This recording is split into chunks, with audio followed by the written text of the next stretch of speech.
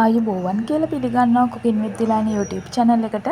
අද මම ඔයගලන්ට කියලා දෙන්නේ බත් මුලකට හරියන විදියට කොහොමද අපි දැල්ලු කරියක් හදාගන්නේ කියලා දෙන්න. මේක හරිම ලේසියි. ඒ වගේම ටිකක් දවස් දෙකක් තියාගන්නත් පුළුවන් විදියට තමයි මම මේ දැල්ලු එක හදන්නේ. එහෙනම් අපි වැඩි විස්තර කරන්නේ නැතුව යමු වීඩියෝ එකට. මම මෙතන අරගෙන තියෙනවා දැල්ලු ග්‍රෑම් 500ක් හොඳට සෝදලා පිරිසිදු කරලා මම කැමති විදියට මේ විදියට රවුමට කපා ගත්තා. ඒකට කහ කුඩු ස්වල්පයක් එකතු කර ගන්නවා. ඒ වගේම රස අනුව ලුණු එකතු කර ගන්න. තව අපි ඒකට එකතු කර ගන්නවා ගම්බිරිස් කුඩු.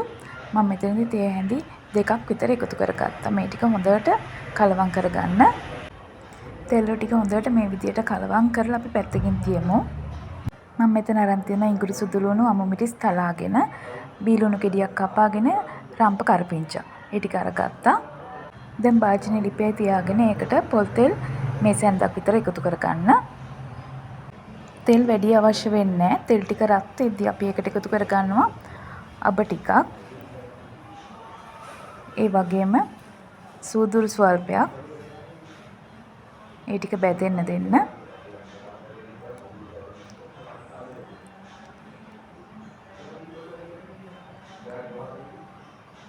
ලිප ටිකක් අඩු කරගන්න. දැන් මම අර තලාගත්ත ඉඟුරු සුදු ලුණු අමු මිරිස් ටික මේකට එකතු කරගන්නවා. මම ලිප ටිකක් අඩු කරගන්න කිව්වෙන්නේ මෙන්න මේක නිසා. මේ ටික තලලා තියෙන නිසා කර වෙන්න පුළුවන්. දැන් අපි ලුණු ටික කරපිංච රම්ප ටිකත් මේකට එකතු කරගන්නවා. ඒ ටිකත් අපි මේ විදිහට චුට්ටක් රන්වන් පාට වෙනකන් තෙලේ බෙදගමු. ඔයාලට අවශ්‍ය නම් මේකටම තක්කාලි ගෙඩි දෙකක් විතරක් කපලා දාන්න පුළුවන්. මම දැන් අද දාන්නේ සියඹලා. ඔයගොල්ලන් කැමති නම් තක්කාලි එකතු කරගන්න. මේකට මම කුරුඳු පුතු කෑල්ලකුත් එකතු කරගන්නවා. මේ ටික හොඳට මේ විදිහට සුවඳ එනකම් මේ විදිහට ටෙම්පරාදු කරගන්න. මම කලින් ඔයගොල්ලන්ට දාපු දැල්ලෝ වීඩියෝස් බලන්න. ඒවත් තියෙනවා විවිධ රෙසිපි. දැන් අපි අර කලින් ලුණු ගම්බිරිස් අතකාගත්ත දැල්ලු ටික මේ ටෙම්පරාදුවටම දාගන්නවා. දාලා හොඳට මේක කලවම් කරගන්න. දැන් අපි වෙනම වතුර මුකුත් ඇඩ් කරගන්නේ මේක ඒ දැල්ලන්ගෙම තියෙන වතුරෙන් තැම්බෙන්න වහලා තියාගමු. විනාඩි 3කට පස්සේ මම මේ අරලා බලන්නේ හොඳට වතුර උනලා තියෙන දැල්ලන්ගෙම වතුර උනනවා. අපි වෙනම වතුර එකතු කරගන්න ඕනේ මේ බලන්න.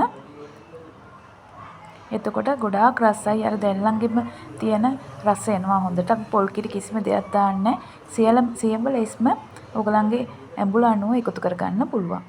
දැන් සියඹල ඉස්ම ටිකත් මම මේ විදිහට දාගත්තා. අපි දැන් තාම ලුණු එහෙම දැම්මේ නැහැ. ඔයගලන්ගේ රස අනුව ලුණු එහෙම එකතු කරගන්න පුළුවන්. දැන් ලිපේ ගින්දර ටිකක් වැඩි කරගන්න. දැන් ඔයාගේ රස අනුව ගම්බිරිස් එකතු කරගන්න. මම මිරිස් කුඩු දාන්නේ නැහැ.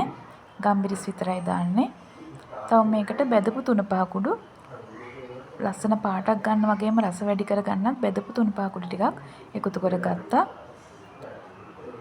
මේක දැන් හොඳට කලවම් කරන්න ලිපේ ගින්දර වැඩියෙන් තියාගන්න.